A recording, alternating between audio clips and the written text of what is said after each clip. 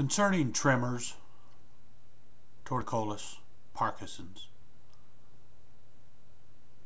problems that make you shake. It's not a matter of being nervous. It's not a matter of being nervous. However, when you have a shaking disorder, when you have tremors, you are nervous. But someone can be nervous and not shake. Do you understand? But if you suffer with a shaking disease, there's one thing you can count on. People don't understand how it affects you emotionally. They just don't get it. So therefore, they offer you their advice. And they'll say, well, it's not that big a deal. Okay, I was on the road my entire life as a singer and a minister.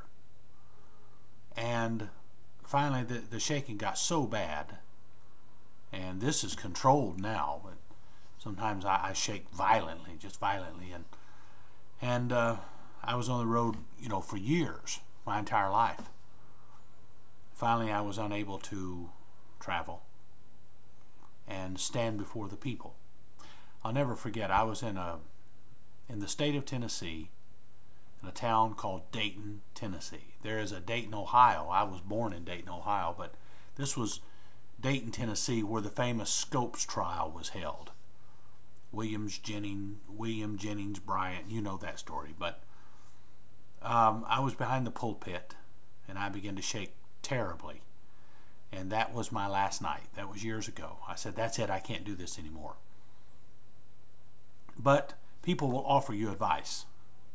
See, you understand how serious this is. Those of you who shake, especially in your neck. However, shaking in the hands or in the shoulders, all of that is very serious. But it's more obvious if it's in your neck, because your head moves constantly. And but people offer you advice, and they'll say, well, it's not that big a deal. It's not that noticeable, while they're staring at you and all their friends are staring at you. Folks just don't get it. They don't understand. Friends, it's not that big a deal. And then they don't understand that in some situations, public situations, like in church or in Walmart, if you get under pressure and you're in a tight situation, the shaking just becomes violent sometimes. And they'll say, well, it's not that big a deal. And folks see me now, and I'm shaking, but they'll see me in this condition, and they'll say, well, it's not that bad. It's because they don't understand. They don't get it. It's beyond their comprehension. They don't understand it. So what I decided to do was stop trying to make people understand. I've decided to live with this, try to find a cure, seek out a cure, try to deal with it the best I can, and also try to help others. And that's the purpose of this video presentation and this channel, is I want to reach out to others and try to help them. But you're really wasting your time with most people trying to get them to understand how this affects us psychologically and emotionally. So the one thing you can count on is sympathy, but not empathy. You know the difference. Sympathy is somebody feels sorry for you. Empathy is they walk in your shoes. They have been where you are. They know exactly what you're facing because they either suffer with tremors or they have a family member who has suffered for years with tremors. So they have sympathy. Everybody can give you sympathy. Very few can give you empathy. Because this is a unique disease. It doesn't necessarily kill you in a year or two. You just live with it.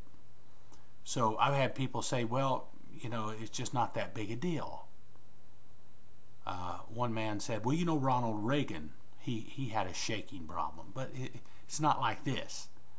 He was 90%, 99% of the time in control of his tic or his little habit. Well, it's not a habit. Essential tremors is not a habit. Torticollis is not a habit. Parkinson's disease is not a habit. It's not something we turn off. It's not a switch that we turn on and off. It's something we suffer with constantly. So my advice to you, if you suffer with tremors or torticollis or Parkinson's or whatever, just stop trying to get people to understand. Unless they're really relentless and you sense in them that they have a great concern for you. Not that they're just going to... You see, here's the problem with people with their advice. They just want you to admit that you're making too big a deal of this. And so, just go back out on the road or go to your work or just go through life. It's not that big a deal. In other words, they're insulting you. Did you realize that? When somebody tells you not to make a big deal about this shaking, they're insulting you. They're telling you that your estimation of how this bothers you psychologically is a lie. So they offer this lame advice. They don't get it. So I'm just not going to waste my time. I'm just not going to waste my time trying to get people to understand how this affects me. Not physically, they can see that, but how it affects me psychologically. And every once in a while, somebody will get it. There was a real nice lady who saw me fall apart. And she, honestly, before that, she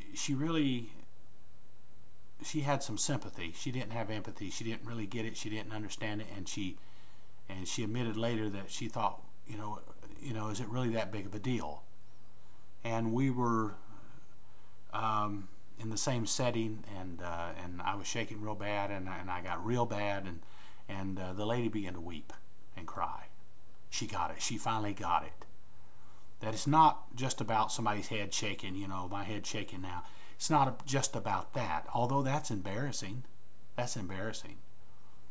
I went through a drive-through restaurant this evening, and I was embarrassed. You know, this nice lady, I was giving her my money, and she was handing me my change, or I gave her a card, and she handed my card back, or whatever.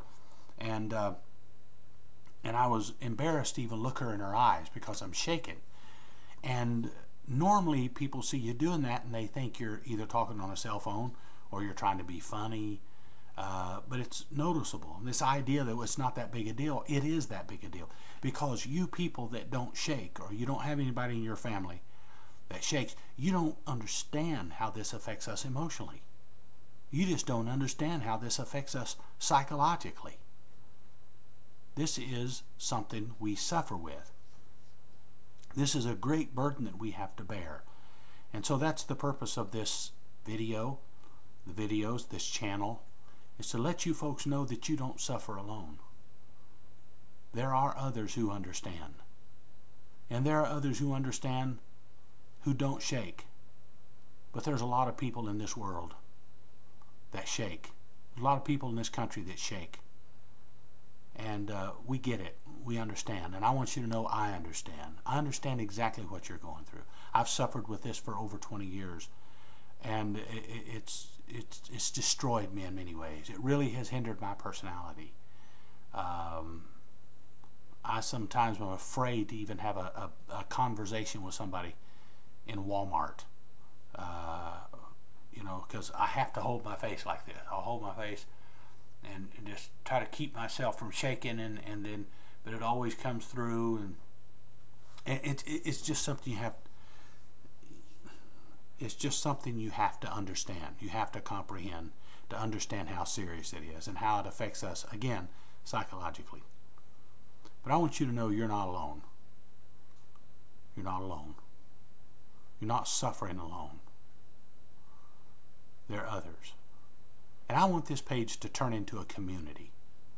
I want people across this country and around the world to come here for comfort and understanding.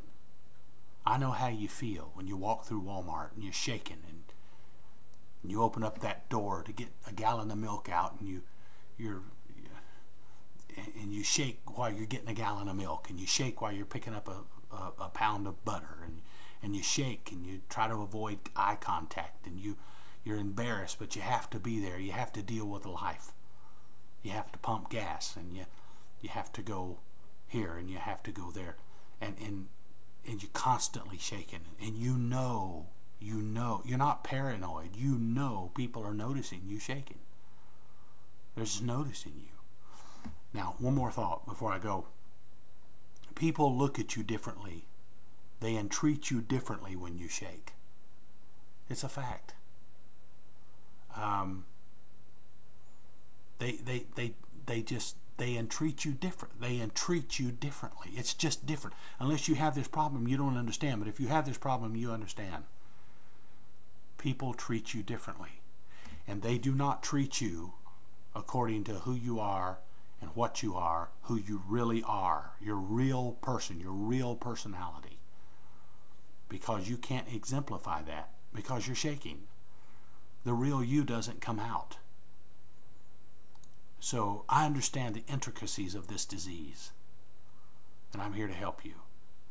I'm here to help you understand that you can make it through life. You can make it through life. It's difficult. And of course, we want a cure. We want help. Medication has not worked for me. I had Botox years ago. The first application worked. The second application did not work. No medicine helps me. And there are times when I shake terribly bad. And it's caused me to give up on life so many times. Gained a lot of weight. Turned to food for comfort. And just to find some kind of comfort. Then I realized there's nothing that can be done right now. But down the road, maybe around the next corner, somebody will find a cure. And we'll stop shaking. And we'll join together and we'll rejoice. And we'll be happy. The first thing we'll do is jump in a car and run to town and walk through Walmart and feel like a normal person. We'll just feel normal. It's going to be wonderful when I can order a McRib or a double quarter pounder with cheese, or I don't need all that food, but a quarter pounder with cheese without shaking, and I can be friendly without feeling weird or looking weird. I won't have to hold my face anymore. Keep myself from shaking. You see, I have hope. A cure will come. A magic formula will be distributed.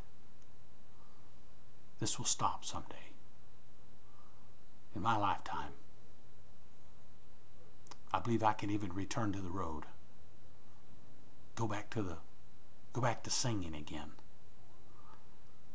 And I want to sing with full volume. I want to sing with my whole heart. And I want to sing. And I want my singing and I want my songs to be what's affecting the people. And I don't want them distracted by the shaking. And again, in public places, sometimes I get violent and my shoulders will shake, and it's terrible. But I envision a day when I can sing again in a public situation. I look forward to that. I'm here with you. If you need me, you contact me. Send me a note. Let me know how you're doing. If you have a question, ask me a question. I'll be glad to answer you. Share your testimony with me, and I'll share your testimony with my YouTube family. This is a brand new place, and we're going to share together, and we're going to bear this burden together. Have a wonderful day.